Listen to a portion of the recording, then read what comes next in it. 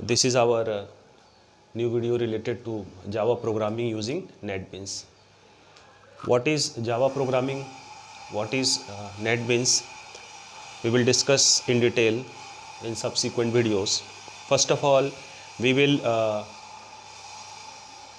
know what is Java. Actually, Java is a programming language. It helps us to create a application or more applications using this platform.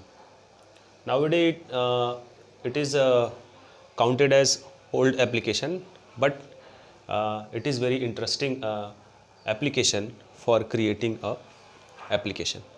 Okay, so first of all we will know what is Java. Okay, Java is a programming language. Okay, and it is what it is based on object oriented programming. Object oriented programming, it means what? If you want to create an application, अगर आप कोई application create करना चाहते हो, आपकी need क्या है? What is your need? आप किस तरह का एप्लीकेशन क्रिएट करना चाहते हो, मतलब जो आपका ऑब्जेक्टिव है, जो आपका एम है. ऑब्जेक्ट का मतलब यहाँ पे कोई सामान नहीं है, जो यहाँ पे आपका एम है. What is your aim? आपके ये एम पे डिपेंड करता है कि ठीक है आपका प्रोग्राम कैसा बनने वाला है. जैसे पहले जो जावा बेस्ड आपके मोबाइल हैंडसेट आते थे, तो उसमें कुछ कंपनीज़ क्या करती थी कि अपना जो है एक खुद का अलग एप्लीकेशन क्रिएट कराती थी, और जिसकी वजह से उनकी सेल अच्छी होती थी. It means it is a very good programming language for the electronic gadgets like mobile phones, laptops and computers. But as I have earlier told you that nowadays it is counted very old programming language, but it is quite famous.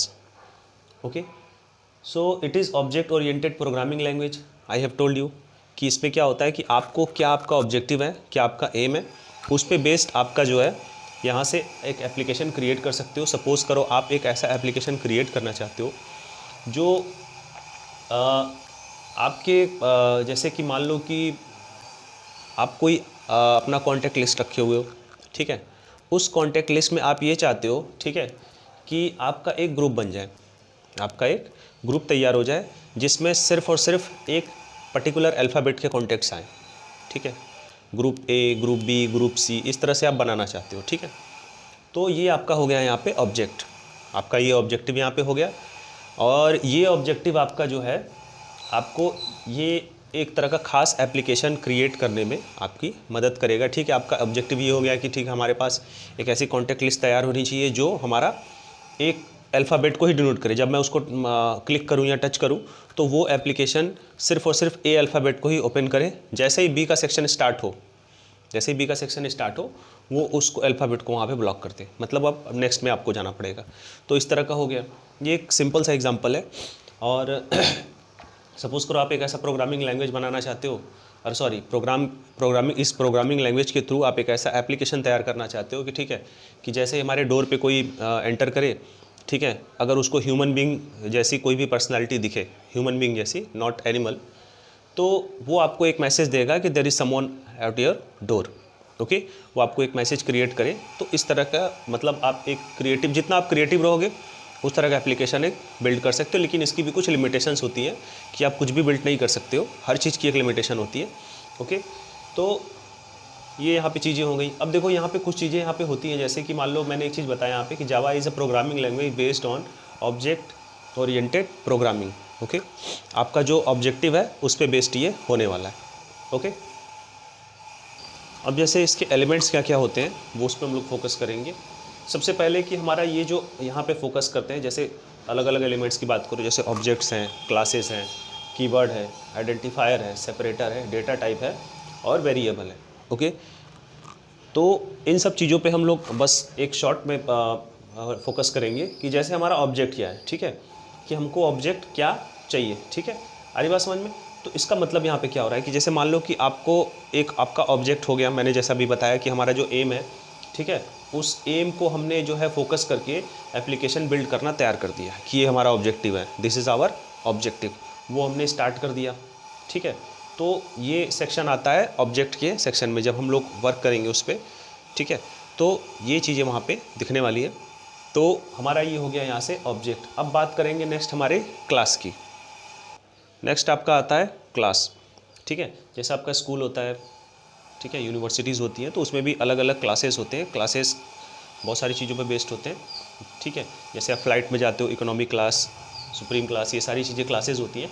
तो उसी तरह से हमारा यहाँ पे क्या होता है कि जब हम इस सेक्शन को रीड करते हैं तो इस क्लासेस वाले सेक्शन में आपका क्या होता है कि ये ऑब्जेक्ट का मतलब आपकी, जैसे कि मान लो उस ऑब्जेक्ट की क्या क्या प्रॉपर्टीज़ हैं, वो कैसे वर्क करने वाला है, क्या बिहेवियर है। जैसे आप मूवीज़ वगैरह का आप प्रोमो देखते हो तो उसमें आपको एक in short you get light on that कि व्हाट इज़ द स्टोरी।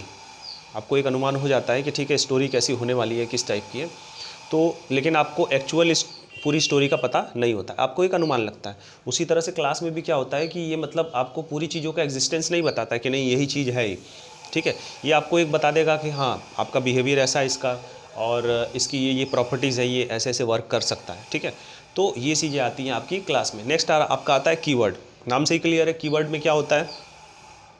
तो जैसे आपका नाम कीवर्ड है, तो इसमें क्या होता है कि जैसे भी जावा में जितने भी कीवर्ड्स हैं, टोटल आपके 50 कीवर्ड्स हैं, तो सारे कीवर्ड्स की अलग अलग मीनिंग है, ठीक है। ये ना तो किसी क्लास को डिफाइन करता है और ना ही किसी आइडेंटिफायर या आपके वेरिएबल को डिफाइन करता है। ये चीज़ें जब हम लोग आगे डिस्कस करेंगे। तो ये हमारा यहाँ पे मैंने क्या बताया, कीवर्ड 50 कीवर्ड्स हैं। और जावा में एक थोड़ी सी मतलब ये प्रिकॉशन ये लेनी होती है कि जो कीवर्ड्स जब हम लोग इंटरप्रेट करेंगे, टाइप करेंगे या फिर जो भी उसका यूज़ करेंगे, वो आपके केस सेंसिटिव होते हैं। ऐसा नहीं कि आप फर्स्ट कैपिटल और बाकी सब स्मॉल कर दो तो ये रीड करने वाला रहता है, ठीक है। इसमें मैक्सिमम आपके जो है आपके 50 कीवर्ड्स हैं, ये सारे लोअर केस में ही आपके रीड होते हैं। आपका ज़रूरी नहीं है कि आपका ये जैसे मैंने ये कीवर्ड लिखा हुआ है तो की ब्लॉक में है, कैपिटल है, बाकी सारे स्मॉल है, तो ऐसा नहीं होने वाला है। ये सारे केस सेंसिटिव होते हैं। ओके, नेक्स्ट हमारा है आइडेंटिफायर। आइडेंटिफायर क्या होता है। आइडेंटिफायर हमारा यहाँ पे क्या है। आइडेंटिफायर हमारा यहाँ पे है कि जैसे इसके नाम से ही क्लियर है कि आइडेंटिफायर, ये आइडेंटिफाई कराता है। मतलब ये आप एक तरीके से ये समझ लो कि जैसे आप कभी कभी कुछ चीज़ें यूज़ करते हो तो वहाँ पे शॉर्टकट यूज़ होता है। जैसे किसी का नाम है SK सिंह, सपोज़ करो SK सिंह किसी का नाम है, तो SKS उसका शॉर्ट में नाम हो गया।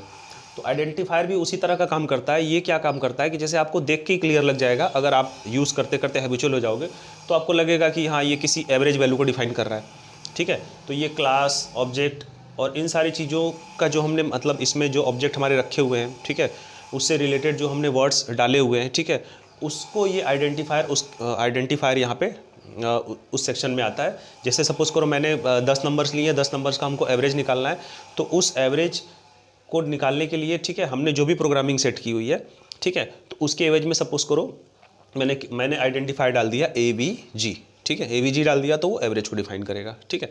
सपोज़ करो आपका जो है इंडिया है, ठीक है, कि मैंने कोई एप्लीकेशन बनाया है कि उसमें वो इंडिया का सेक्शन दिखाएगा, इंडिया की मतलब इंडिया के स्टेट्स वगैरह के बारे में दिखाएगा। तो सबसे पहले इंडिया का स्टेट देखना है तो मैंने INS कोड डाल दिया, INS, ठीक है। तो वो जैसे ही INS आपका जो आइडेंटिफायर मैंने वहाँ पे प्रेस किया हुआ है, जो मैंने सेट किया हुआ है, तो उसके बाद आपका इंडिया से रिलेटेड स्टेट्स वगैरह जो भी जो आगे के सेक्शंस मैंने बनाए हैं, ठीक है, वो वहाँ पे रीड होना स्टार्ट हो जाएंगे। तो ये हमारा हो गया आइडेंटिफायर। नेक्स्ट हमारा सेपरेटर है। इसमें भी नाम, तो आपका नाम से ही क्लियर है, सेपरेटर। सेपरेटर आपका क्या करता है कि ये जैसे मान लो मेरे पास ऑब्जेक्ट है, क्लासेस है, कीवर्ड्स हैं, आपका दिख रहा है, तो सबके बीच में मैंने ये कॉमा डाला हुआ है, ठीक है, ये हमारे पढ़ने की चीज़ है, कॉमा मैंने डाला हुआ है। तो उसी तरह से हमारा सेपरेटर जावा प्रोग्रामिंग में भी होता है। जैसे आपका आएगा, मान लो कि मैंने सेमीकोलन के बारे में बात किया, डॉट उसके नीचे कॉमा।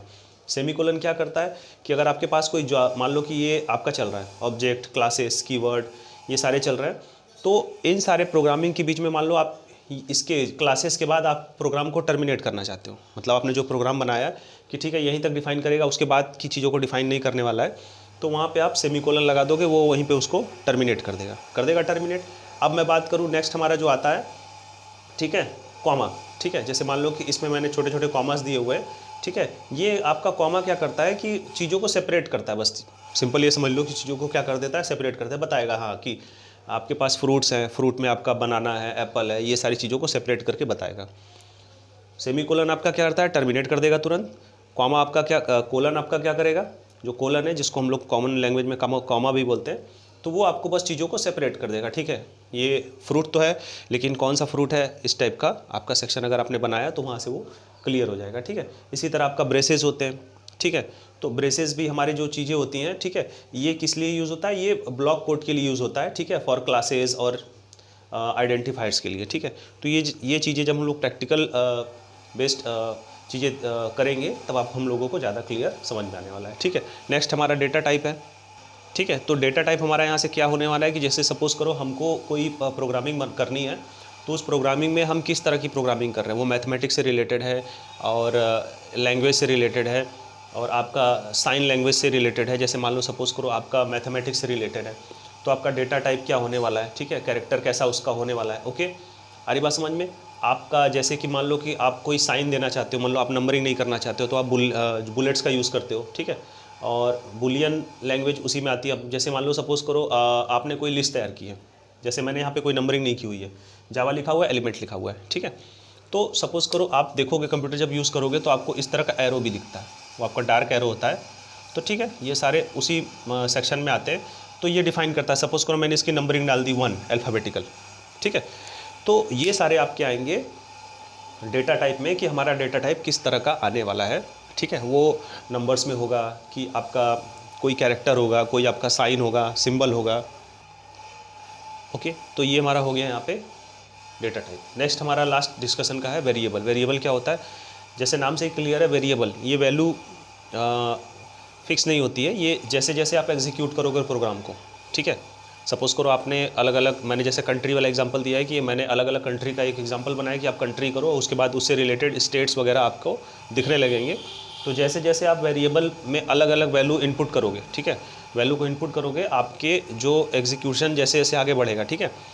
आपने वेरिएबल का नाम दे दिया INS इंडिया, ठीक है, INS दे दिया, तो वो इंडिया से रिलेटेड चीज़ें दिखाने लगेगा। सपोज़ करो आपने यूनाइटेड स्टेट्स ऑफ अमेरिका दिखा दिया, USA दिखा दिया, तो आपने USA जब लिखा तो वो USA से रिलेटेड दिखाएगा, तो इसीलिए इसका नाम पड़ता है वेरिएबल। तो ये था हमारा आज का डिस्कशन, जो सिर्फ जावा और उसके एलिमेंट्स और एलिमेंट्स में कौन कौन सी चीज़ें होती है उस पर बेस्ड था। नेक्स्ट वीडियो में हम लोग कुछ और भी चीज़ें इससे रिलेटेड डिस्कस करेंगे। तो आई होप आपको आज का ये डिस्कशन अच्छा लगा होगा। So thanks for watching and keep watching my videos.